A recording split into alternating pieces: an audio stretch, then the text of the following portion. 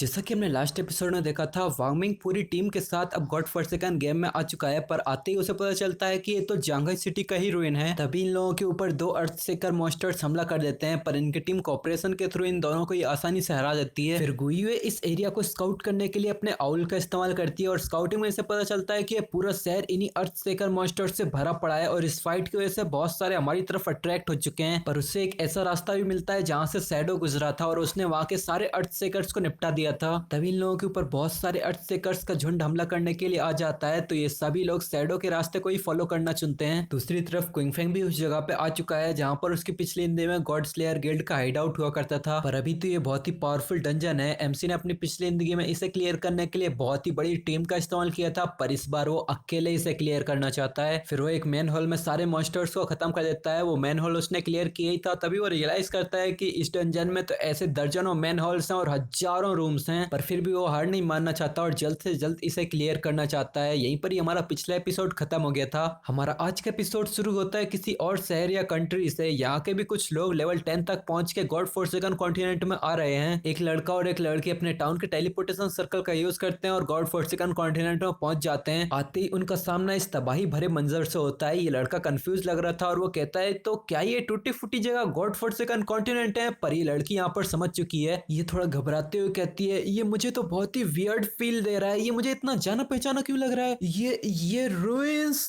क्या ये न्यूयॉर्क नहीं है? कहीं और किसी और जगह पे भी कोई गॉड फॉरसेकन कॉन्टिनेंट में पहुंच चुके हैं, पर वो भी कंफ्यूजन में चिल्ला रहे होते हैं, क्या ये तो हमारा खुद का शहर लंदन का ही रूइन है? और भी कुछ लोग इस गॉड फॉरसेकन कॉन्टिनेंट में आए हैं, सब कंफ्यूज हैं, पर अभी के लिए कुछ गिनी चुनी टीम्स ही यहाँ पर आ सकती हैं। फिर हमारा सीन वापस से उसी कंफ्यूज शुरुआत वाले कपल पे ही आ जाता है। ये लोग कंफ्यूजन में चिल्लाते हैं, क्या अब मुझसे ये मत कहना कि अलग अलग रीजन्स के लोग भी अपने अपने होम टाउन के रूइंस में ही ट्रांसफर होके आने वाले हैं? ये लड़की भी हैरानी से चिल्लाती है, क्या ऐसा हो सकता है कि शहर की जियोग्राफिकल लोकेशन भी रियल वर्ल्ड से मैच करती हो? तभी इन दोनों के ऊपर दो अर्थसेकर मॉन्स्टर्स की परछाई पड़ती है, जिसे देख के दोनों ही बहुत हैरान हो जाते हैं। वो हैरानी से पीछे मुड़ के देखते हैं तो वहां तो बड़े बड़े अर्थसेकर्स का पूरा झुंड ही खड़ा था। ये बंदा एकदम से हैरानी से चिल्लाता है, नहीं ये तो बहुत बुरा हुआ, हमें यहाँ से भागना पड़ेगा। पर दो नॉर्मल लेवल 10 के प्लेयर्स का लेवल 12 के इतने बड़े बड़े अर्थसेकर्स से बचना इम्पॉसिबल है। हमें बस इन लोगों की दर्द भरी चीखें ही सुनाई देती हैं और इनका भाग्य तुम खुद ही इमेजिन कर सकते हो। फिर हमारा सीन चेंज होके जांघई सिटी के रूइंस में आ जाता है। सटीक जगह बताना मुश्किल है, पर रोड पे पड़ी इतनी सारी लूट को देख के हम ये बता सकते हैं कि यहाँ से कुछ समय पहले क्विंगफेंग गुजरा होगा। इसी जगह पे एक रोड के बगल में बने क्रैक के अंदर वांगमिंग की टीम छुपी हुई थी। वांगमिंग कहता है, मुझे यहाँ आसपास कोई और मॉन्स्टर्स नजर नहीं आ रहे हैं, तो चलो यहीं पे ही थोड़ा इंतजार करके आराम करते हैं और अपने आप को रिकवर करते हैं। इधर आनिए हंसते हंसते अपने ख्यालों वाली दुनिया में खो जाती है और वो कहती है, अब कोई शक नहीं, शैडो को सब बॉस बुलाते हैं। मुझे लगा था कि हम काफी स्ट्रांग हैं, पर मुझे आज पता चला कि हम बस बॉस के पैरों की छत्र छाया के अंदर ही जी सकते हैं। ये सुन के अपने मर्द वांगमिंग को थोड़ी शर्म आने लग जाती है और वो कहता है, कैप्टन आन थोड़े इस शब्दों को ध्यान से बोलिए। तो आनियो कहती है, क्या मैंने कुछ गलत बोला क्या? इधर लिटिल ब्लैक भी आसपास देखते हुए कहती है कि किस्मत से बॉस ने इस एरिया को ऑलरेडी क्लियर कर दिया है, वरना इतने सारे मॉन्स्टर्स के साथ तो हम मर भी सकते थे और मर के हम स्टार्टिंग पॉइंट तक पहुंच जाते। पर मुझे यहाँ पर थोड़ी सी उत्सुकता हो रही है, मैं थोड़ी सी क्यूरियस हूँ कि अगर हम यहाँ पर मारे जाएंगे तो हम रिस्पॉन कहाँ होंगे? वहीं गुइयुए अपनी पावर्स का इस्तेमाल करके उसी उल्लू की आंखों से पूरे एरिया को स्काउट कर रही थी। बगल में ही वांगमिंग कैप्टन आन से कहता है, कैप्टन आन मैं क्या कह रहा था, हम 6 लोग हैं, तो अभी आसपास की जगह पर खोजबीन करने के लिए थोड़ी जल्दबाजी नहीं करते हैं, हम थोड़ा सा इंतजार करते हैं जब तक हमारा हर टीम मेंबर लेवल 10 तक पहुंच के यहाँ तक नहीं आ जाता, फिर हम साथ मिलकर ही एक्सप्लोर कर सकते हैं। तो आनिये भी कहती है, हाँ ये सुनने में तो अच्छा लग रहा है। इधर गुइयुए अपने आउल की हेल्प से एमसी के रास्ते का पीछा करते करते उसी शेल्टर के पास आ गई है जहां पर क्विंगफेंग अब भी सब कुछ क्लियर कर रहा है। गुइयुए सब कुछ स्कैन करते हुए कहती है, ये सब देख के ऐसा लग रहा है कि ये सारी मॉन्स्टर्स एक के बाद एक लाइन में आगे आके मरे हैं, पर यहाँ पर ये ट्रेल गायब कहाँ हो गई? यहाँ पर ऐसा लग रहा है कि बॉस शैडो यहाँ से गायब ही हो गए हो। और ये इतनी सारी लूट, इसमें तो कुछ गोल्ड लेवल की ड्रॉप्स भी हैं, मैं सच में ये सब लेना चाहती हूँ। तो वांगमिंग कहता है कि चलो मैं सबसे पहले शैडो को कांटेक्ट करता हूँ, अभी ये पक्का नहीं है कि उसे इतने सारे आइटम्स चाहिए भी कि नहीं। फिर हमारा सीन चेंज होकर एक मॉन्स्टर की तरफ आ जाता है जिसे किसी ने काट के 2 भागों में कर दिया है और ये अपना क्विंगफेंग ही है जिसने पूरे डंजन में तबाही मचा रखी है, चारों तरफ मारकाट कर रखी है। इसकी शकल की तरफ देखने से पता चल रहा है कि ये खतरनाक किलर है, पर इसके हालात देखने से लग रहा है कि इसने कई दिनों से नहाया नहीं है। वो इन सारे मॉन्स्टर्स को मारने के बाद कहता है, फाइनली मैंने यहाँ के सारे चमचों को खत्म कर दिया। 4 बड़े बड़े हॉल और 1000 1000 से भी ज्यादा छोटे छोटे रूम्स। इन चमचों जैसे तो मैंने 400 से भी ज्यादा मॉन्स्टर्स को मारा है। फिर ये सारे ही मॉन्स्टर्स बहुत सारी चमचमाती हुई लूट में कन्वर्ट हो जाते हैं और हमेशा की तरह एमसी ये लूट भी नहीं लेता और वो कहता है इनमें 4 ब्रॉन्ज बॉसेस थे और 2 सिल्वर बॉसेस भी। इन सब ने मिलाकर बस मुझे 80,000 से ज्यादा एक्सपीरियंस पॉइंट ही नहीं दिया, बल्कि मेरे इवोल्यूशन पॉइंट्स को भी बूस्ट करके 205 पॉइंट्स तक पहुंचा दिया है। फिर वो आगे बढ़ते हुए काउंट करके बताता है कि बस 5 इवोल्यूशन पॉइंट और मेरी ग्रीडी हैंड स्किल। तभी वांगमिंग के मैसेज आता है जिसमें वांगमिंग कहता है ब्रदर क्या आप वहां पर हो, आप एक समय के लिए फ्री हो क्या? मुझे आपसे पूछना था कि हमने यहाँ आपके द्वारा मारे गए मॉन्स्टर्स के ड्रॉप किए हुए आइटम्स को देखा है, आपने इन्हें नहीं उठाया है, तो कैसा रहेगा कि हम इन्हें उठा लें और बाद में हम इन्हीं आइटम्स के बराबर कीमत की लाइफ पे हम आपको पे कर देंगे।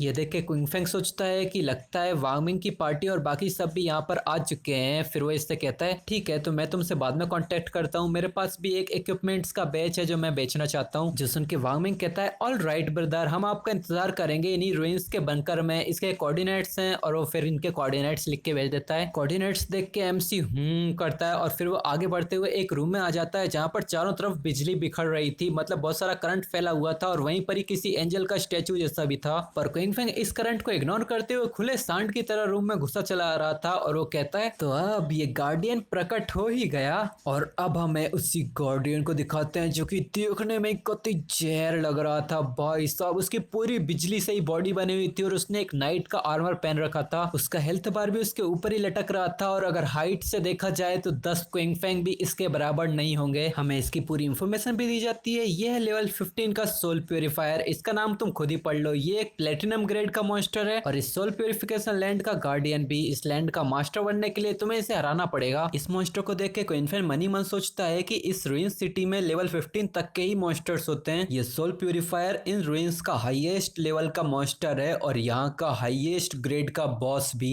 अगर मुझे सही याद है तो इस बॉस के पास 7,50,000 की एचपी है और इसके अंदर 3 फेसेस हैं। और वो इस मॉन्स्टर की कोर की तरफ देखते हुए मनी मन सोचता है कि मेरी पिछली जिंदगी में इसका सिंगल टारगेट थंडर अटैक एकदम डेडली अटैक था। भले ही उस समय मैंने पूरे गोल्ड टियर के आर्मर का सेट पहना हुआ था, फिर भी मैं उस समय मुश्किल से ही सरवाइव कर पाया था। पर अब तो मुझे इसका सिंगल टारगेट अटैक के सामने खड़े रहने की भी कोई जरूरत नहीं है। मैं इसका सामना ही क्यों करूं जब मैं इसे डॉज कर सकता हूं। फिर क्विंग फेंग इसके ऊपर इंस्टेंट शैडो स्लैश के खतरनाक भारी भारी हमले करके इसके आर पार निकल जाता है। वो मॉन्स्टर देख भी पाता उससे पहले ही एमसी हमला करके उसके आर पार निकल गया था, पर इस हमले ने उसकी ज्यादा हेल्थ खत्म नहीं की थी। पर क्विंग फेंग अपनी गिफ्ट ऑफ ग्लोरी का थ्रोट स्लिट इफेक्ट एक्टिवेट करके आया था, इसीलिए वो एक्टिवेट होता है और उसकी थोड़ी हेल्थ खत्म हो जाती है, जिससे ये बॉस भी बिजली कड़काने जैसी जोरदार दहाड़ लगाता है और अपना हाथ उठा के अपने हाथों में एकदम पोसाइडन की तरह एक ट्राइडेंट की जगह स्पीयर बनाने लग जाता है, वो भी अपनी थंडर से। और वो स्पीयर को क्विंग फेंग की तरफ ही लॉन्च कर देता है। वो स्पीयर जब क्विंग फेंग की तरफ जाता है तो अपने आप को अनगिनत स्पीयर्स में कन्वर्ट कर लेता है और वो क्विंग फेंग के ऊपर बारिश की तरफ बरसने लगता है। पर क्विंग फेंग की नजरें और उसकी रिएक्शन स्पीड दोनों ही बहुत ही ज्यादा तेज थी, तो वो आसानी से इन लाइटनिंग्स को डॉज करने लग जाता है। और वो डॉज करते करते मनी मन सोचता है मेरे अभी के डिफेंस और इलेक्ट्रिक रेसिस्टेंस को देखते हुए अगर ये लाइटनिंग मुझे एक भी बार हिट होती है तो मैं डेफिनेटली मारा जाऊंगा। प्लेटिनम लेवल के ऊपर के बॉसेस के पास हमला करते टाइम पे एक्यूरेसी बोनस आता है, मतलब कि उनका निशाना सही जगह पे लगे, ऐसा थोड़े बहुत चांसेस ज्यादा बढ़ जाते हैं। मेरा अभी का डॉच रेट 75% है, मतलब कि सिर्फ 20% चांस है कि नॉर्मल मॉन्स्टर्स मुझे हिट कर पाएंगे। पर इस सोल प्यूरिफायर का अटैक मेरे ऊपर हिट करने की एक्यूरेसी पूरा कम से कम ही 50% है, मतलब कि ज्यादा से ज्यादा ये भी मुझे 70% एक्यूरेसी के साथ शूट कर रहा है। पर यहाँ तो क्विंग फेंग आसानी से इन बिजलियों को डॉच कर रहा होता है, तो मनी मन बताता है कि मेरा एजिलिटी स्टेट अब 182 तक पहुंच चुका है, तो अगर मैं फुल फोर्स से भागूं तो मैं 40 मीटर पर सेकंड की स्पीड से भाग सकता हूं। तो इस बकवास का सीधा सीधा मतलब ये हुआ कि जब तक क्विंग फेंग अलर्ट रहेगा वो आसानी से इन बिजलियों के गिरने से पहले ही उन्हें डॉज कर सकता है।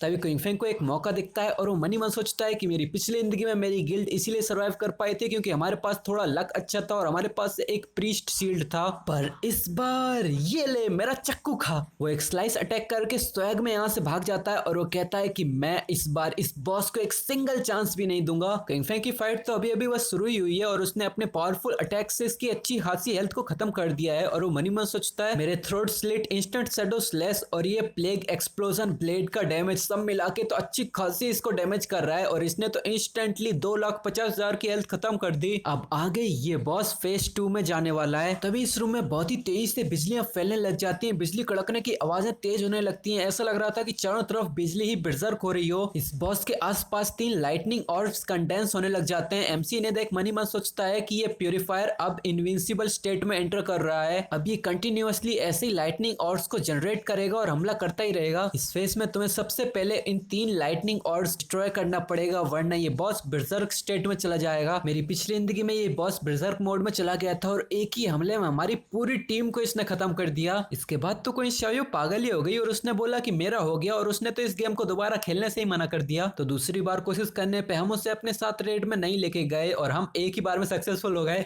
तो ये लड़की सच में पनौती ही थी। फिर एमसी वेनम डार्ट्स का इस्तेमाल करके 2 लाइटनिंग ऑर्ब्स को उड़ा देता है, जिससे इस बॉस को भी एक खतरनाक ही डैमेज पड़ता है। तो एमसी बताता है अगर ये लाइटनिंग ऑर्ब्स डिस्ट्रॉय होते हैं तो इस बॉस को भी डैमेज पड़ता है। अब बस इन 3 लाइटनिंग ऑर्ब्स को डिस्ट्रॉय कर दो, ये बॉस अपने थर्ड फेज में चला जाएगा। फिर अपने एक और पॉइजन डार्ट्स का एमसी थ्रो करता है, वो बॉस का आखिरी लाइटनिंग ऑर्ब भी डिस्ट्रॉय कर देता है, जिससे उस बॉस की हेल्थ रेड लाइट में चमकने लग जाती है। ये बॉस भी बहुत ज्यादा गुस्सा हो जाता है, इसकी आंखें भी व्हाइट लाइट में चमक रही थी। फिर वो अपने अंदर से खतरनाक एक धमाके के साथ चारों तरफ बिजली को फैलाने लग जाता है। वो अंधाधुंध चारों तरफ बिजली फैला रहा था। ये देख एमसी समझ जाता है कि ये थर्ड फेज में जाने लगा है। उस बॉस की लाइटनिंग एमसी के पैरों के नीचे भी आ रही थी, पर सरप्राइजिंगली एमसी को कोई डैमेज नहीं हो रहा था। और एमसी मनी मन सोचता है थर्ड फेज में ये सोल प्यूरिफायर कंटिन्यूअसली अपनी लाइटनिंग को अनलीज करता रहेगा और दूर से ही लाइटनिंग के हमले करता रहेगा। मेरी पिछली जिंदगी में मेरे सारे के सारे guild member lightning resistant gear पहन के आए थे और पीछे से 4-4 प्रीस्ट हील्स और डिफेंस प्रोवाइड कर रहे थे, तब जाके हम मुश्किल से सर्वाइव कर पाए थे। पर इस जिंदगी में इतना आगे जाने की कोई जरूरत नहीं है। फिर हमें दिखाते हैं अपना एमसी ऊपर आसमान में उड़ने लग जाता है और उसके आसपास से एक येलो कलर की शील्ड उड़ रही थी। ये बॉस अब भी कंटिन्यूअसली लाइटनिंग को रिलीज किए जा रहा होता है, पर ये सारी लाइटनिंग फ्लोर की तरफ जा रही थी, पर अपना एमसी तो आसमान में उड़ रहा था। ये देख के शैडो मनी मन सोचता है कि यहाँ का ग्राउंड तो कंटिन्यूअसली लाइटनिंग से स्ट्राइक होता ही जा रहा है, अगर ऐसा है तो मैं आसमान से ही हमला करूंगा। और वो इस समय अपनी गिफ्ट ऑफ ग्लोरी और डार्क लाइट शील्ड को एक्टिवेट किए हुआ था। वो सबसे कहता है कि जल्दी से जाओ और इस वीडियो को जल्दी से जल्दी जाके लाइक करो, ताकि इसकी रीच इतनी ज्यादा इंक्रीज हो जाए कि ये वीडियो सीधा इसके राइटर तक पहुंच जाए और इसका नया नया चैप्टर और भी जल्दी जल्दी आ सके। और इस चैनल को अगर तुमने सब्सक्राइब नहीं किया ना तो भी सब्सक्राइब करके रख लेना, ताकि तुम लोगों को इसका आगे का चैप्टर मिलने में ज्यादा देरी ना हो जाए। और एक और चीज, तुम लोग कमेंट में बोल रहे थे कि मैं चैप्टर्स को इतना ज्यादा लेट क्यों ला रहा हूँ, क्योंकि यहाँ पर रेनोवेशन का काम चल रहा था, तो बहुत ज्यादा शोर शराबा हो रहा था, तो वीडियो बनाने का टाइम ही नहीं मिल पा रहा था मुझे, इसीलिए चैप्टर्स 1-2 दिन लेट होते जा रहे थे। पर अब यहाँ पर काम बंद हो चुका है, तो यहाँ पर शोर भी नहीं हो रहा है। तो अब जैसे ही चैप्टर आएगा वैसे ही उसके 1 दिन के बाद मैं अपलोड कर दूंगा। ठीक है, तो अब ये वीडियो यहीं पर ही खत्म होता है। अब हम मिलेंगे तो नेक्स्ट एपिसोड में, तब तक के लिए